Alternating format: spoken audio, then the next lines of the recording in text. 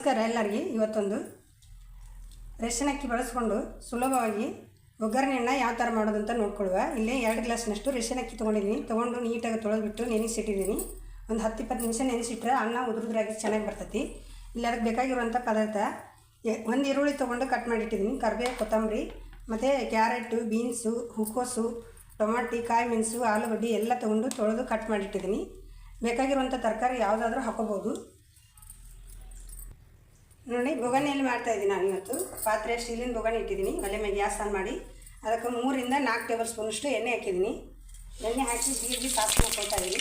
ಇದಕ್ಕೇನು ಚಕ್ಕಿ, ಲವಂಗ ಇಂಥದ್ದು ಏನು ಹಾಕಲಿಕ್ಕಿಲ್ಲ. ಇಷ್ಟೇ ಶುಂಠಿ, ಬೆಳ್ಳುಳ್ಳಿ, ಖಾಲಿ ಒಗ್ಗರಣೆ ಅಂದರೆ ಖಾಲಿ ಇಷ್ಟೇ ಸಿಂಪಲ್ಲಾಗಿ ದಿಢೀರಂತ ಮಾಡುವಂಥದ್ದು.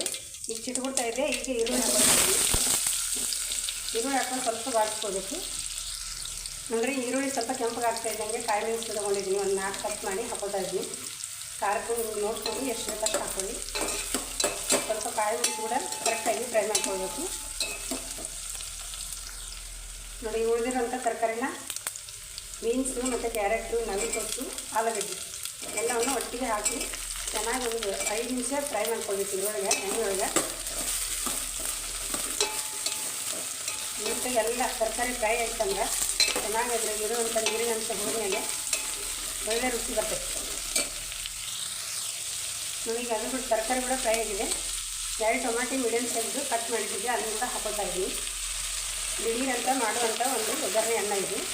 ತುಂಬಾ ಸುಲಭವಾಗಿ ಮಾಡ್ಕೊಬೋದು. ಎಲ್ಲರೂ ಬಿಗ್ನರ್ಸು, ಬ್ಯಾಚುಲರ್ಸು ಮಾಡೋಕ್ಕೆ ಬರದೇ ಇರೋದು ಕೂಡ ಕಟ್ಟಂತ ಇಷ್ಟು ಕಟ್ ಮಾಡಿ ಇಟ್ಕೊಂಡು ಇಷ್ಟು ಒಗ್ಗರಣೆ ಹಾಕಿ ಸ್ವಲ್ಪ ನೀರು ಹಾಕಿ ಸ್ವಲ್ಪ ಅಕ್ಕಿ ಪುಡಿ, ಮಸಾಲೆ ಪುಡಿ ಎಲ್ಲ ಹಾಕ್ಕೊಂಡು ಅಕ್ಕಿ ಹಾಕಿ ಬೇಯಿಸ್ಕೊಂಡ್ಬಿಟ್ರೆ ಕಟ್ಟಂತ ರೆಡಿ ಆಗುತ್ತೆ ಒಗ್ಗರಣೆಯನ್ನು. ನೋಡಿಬಿಟ್ಟು ಗರಂ ಮಸಾಲ ಮತ್ತು ಧನಿಯಾ ಪುಡಿ, ಜೀರಿಗೆ ಪುಡಿ ಎಲ್ಲ ಇದ್ದದನ್ನು ಮಸಾಲೆ ಪುಡಿ ಹಾಕ್ಕೋಬೋದು. ಯಾವ ಇರ್ತದೆ, ನಾನು ಮಾತ್ರ ಗರಂ ಮಸಾಲೆ ಮಾತ್ರ ಹಾಕ್ಕೊಂಡಿದ್ದೀನಿ. ನೋಡಿ, ಇಲ್ಲಿ ಅರಿಶಿನ ಪುಡಿ ಹಾಕ್ಕೊಳ್ತಾ ಇದ್ದೀನಿ. ಹಾಕೊಂಡು ನೀಟಾಗಿ ಒಂದು ಸಲ ಮಿಕ್ಸ್ ಮಾಡಬೇಕಲ್ಲ ಅವನು. ನೋಡಿರಿ, ರುಚಿಗೆ ಎಷ್ಟು ಬೇಕು ಅಷ್ಟು ಹಾಕ್ಕೊಳ್ತಾ ಇದ್ದೀನಿ. ನೋಡ್ಕೊಂಡು ಹಾಕ್ಕೊಳ್ಳಿ, ಮತ್ತೆ ಬೇಕಂದರೆ ಮತ್ತೆ ಹಾಕ್ಕೋಬೋದು. ಇದಕ್ಕೆ ಕಾಯಿ, ಶುಂಠಿ, ಬೆಳ್ಳುಳ್ಳಿ ಎಲ್ಲ ರುಚಿ ಹಾಕ್ಕೊಳ್ತಾರಲ್ಲ, ಆ ಥರ ಏನು ಹಾಕಲಿಕ್ಕಿಲ್ಲ. ಇಷ್ಟೇ ನೋಡಿ, ಸಿಂಪಲ್ಲಾಗಿ ಮಾಡುವಂಥದ್ದು ಇದು ಒಗ್ಗರಣೆ ಅನ್ನ ಇದು. ನೋಡಿ, 1 ಟೀ ಸ್ಪೂನಷ್ಟು ಬಿರಿಯಾನಿ ಮಸಾಲ ಹಾಕ್ಕೊಳ್ತಾ ಇದ್ದೀನಿ. ಇದ್ರೆ ಹಾಕ್ಕೊಳ್ಳಿ, ಇಲ್ಲಾಂದರೆ ಹಾಕ್ಬೇಕಂತ ಏನಿಲ್ಲ. ನನ್ನ ಟ್ರಿಕ್ ಅದಕ್ಕೋಸ್ಕರ ಹಾಕ್ತಾಯಿದ್ದೀನಿ. ಹಾಕಿ ಒಂದ್ಸಲ ಮಿಕ್ಸ್ ಮಾಡಿ. ನೋಡಿರಿ, ಈಗ ತರಕಾರಿ ಎಲ್ಲ ಬೆಂದು ಎಣ್ಣೆ ಬಿಡ್ಕೊಂಡು ಬಂದಿದೆ. ಈ ಟೈಮ್ನಲ್ಲಿ ಕೊತ್ತಂಬರಿ ಸೊಪ್ಪು ಹಾಕ್ಕೊಳ್ತಾ ಇದ್ದೀನಿ. ನೀವು ಲಾಸ್ಟಲ್ಲಿ ಹಾಕ್ಬೋದು, ಈ ಟೈಮ್ನಲ್ಲಿ ಹಾಕ್ಕೊಬೋದು. ಈ ಟೈಮ್ನಲ್ಲಿ ಹಾಕ್ಕೊಂಡ್ರೆ ಚೆನ್ನಾಗಿ ಅದು ರೊಟ್ಟಿಗೆ ಬೆಂದು ರುಚಿ ಚೆನ್ನಾಗಿರ್ತದೆ. ನೋಡಿರಿ, ಆವಾಗಲೇ ನೆನೆಸಿಟ್ಟಂಥ ಅಕ್ಕಿ ಹಾಕ್ಕೊಳ್ತಾ ಇದ್ದೀನಿ. ಒಂದಕ್ಕೆ 2 ಗ್ಲಾಸ್ನಷ್ಟು ನೀರು ಹಾಕ್ಕೊಳ್ಬೇಕು.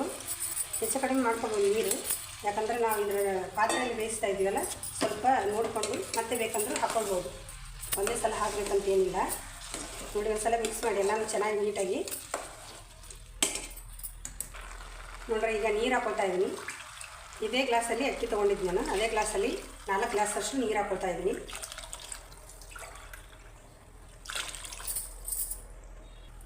ನೋಡ್ರಿ, ಈಗ ನೀರು ಹಾಕಿ ಆಯಿತು. ಒಂದು ಸಲ ಮಿಕ್ಸ್ ಮಾಡಿ ಸ್ಲೋ ಗ್ಯಾಸ್ ಇಟ್ಟು ಮೀಡಿಯಮ್ ಇಟ್ಕೊಳ್ಬೇಕು. ನೀವು ಮೀಡಿಯಮ್ ಇಟ್ಟು ಕುದಿಲಿಕ್ಕೆ ಬಿಡಬೇಕು, ಮೇಲೆ ಮುಚ್ಚಳ ಮುಚ್ಚಿ. ತುಂಬ ಚೆನ್ನಾಗಾಗುತ್ತೆ. ಆವಾಗ ಮಧ್ಯೆ ಮಧ್ಯೆ ಸ್ವಲ್ಪ ಮಿಕ್ಸ್ ಮಾಡ್ತಾ ಇರಬೇಕು. ಉಪ್ಪು ಖಾರ ಸರಿಯಾಗಿದೆ ಅಂತ ಒಂದು ಸಲ ಚೆಕ್ ಮಾಡಿಕೊಂಡು, ಮತ್ತು ಕಡಿಮೆ ಇದ್ದರೆ ಉಪ್ಪು ಎಲ್ಲ ಹಾಕ್ಕೊಳ್ಬೋದು. ಈಗ ಸಣ್ಣ ಗ್ಲಾಸ್ ಇಟ್ಟು ಮೀಡಿಯಮ್ ಗ್ಯಾಸ್ ಇಟ್ಟು ಬೇಯಿಸ್ಕೊಳ್ಬೇಕು. ನೋಡಿ, ಕುದೀತಾ ಎಲ್ಲ ಯಾವ ಥರ ಬಂತು ಅನ್ನ, ಇನ್ನೇನು ಆಗ್ತಾ ಬಂತು. ಈಗ ಆಗೋ ಟೈಮಲ್ಲಿ ಇನ್ನೊಂದು ಸಲ ಮಿಕ್ಸ್ ಮಾಡಿಕೊಂಡು ನೀಟಾಗಿ ಉರಿ ಸ್ಲೋ ಮಾಡಿಬಿಟ್ಟು ಫುಲ್ಲು ಮೀಡಿಯಮ್ ಮಾಡಿಬಿಟ್ಟು ಮುಚ್ಚಳ ಮುಚ್ಚಿ ಒಂದು 5-8 ನಿಮಿಷ ಬೇಯಿಸ್ಕೊಳ್ಬೇಕು. ತುಂಬ ಚೆನ್ನಾಗಿ ಬರ್ತದೆ ಉದುರಾಗಿ. ನೋಡಿ, ಈ ಥರ ಗಪ್ಪನ ಮುಚ್ಚಳ ಮುಚ್ಚಿ ಸ್ಲೋ ಗ್ಯಾಸ್ ಮಾಡಿ ಒಂದು 5-8 ನಿಮಿಷ ಬಿಟ್ಟುಬಿಡ್ಬೇಕು. ನೋಡ್ರಿ, ಈಗ ಅನ್ನ ಹಳ್ಳಕ್ಕೆ ಬಿಟ್ಟಿದ್ದೆ. ಯಾವ ಥರ ಹಳ್ಳಿ ಉಮ್ಗೋದು ಚೆನ್ನಾಗಿ ಬಂದಿದೆ. ಚೂರು ಚಲೋ ಅಕ್ಕಿ ಮಾಡಿರ್ತೀವಲ್ಲ ಹಾಗೆ ಬಂದಿತ್ತು. ರೇಷನ್ ಅಕ್ಕಿ ಅನ್ನಂಗೆ ಇಲ್ಲಿದೆ ಯಾರು ಸಹ. ಅಷ್ಟು ಸೂಪರಾಗಿದೆ. ಬಿಸಿ ಬಿಸಿ ಊಟ ಮಾಡ್ತಾಯಿದ್ರೆ ಹಾಗೆ ಸೈಡಲ್ಲಿ ಒಂದು ಸ್ವಲ್ಪ ಮೊಸರು ರೈತ ಹಾಕ್ಕೊಂಡು ಹೊಟ್ಟೆ ಫುಲ್ ಆಗ್ತದೆ. ಚಲೋ ಅಕ್ಕಿಗಿಂತ ಆರೋಗ್ಯಕ್ಕೆ ಇದೇ ಒಳ್ಳೆಯದು. ನೀವು ಸಹ ಮಾಡಿ ಹೇಗೆ ಬಂತಂತ ತಿಳಿಸಿ. Subscribe for more.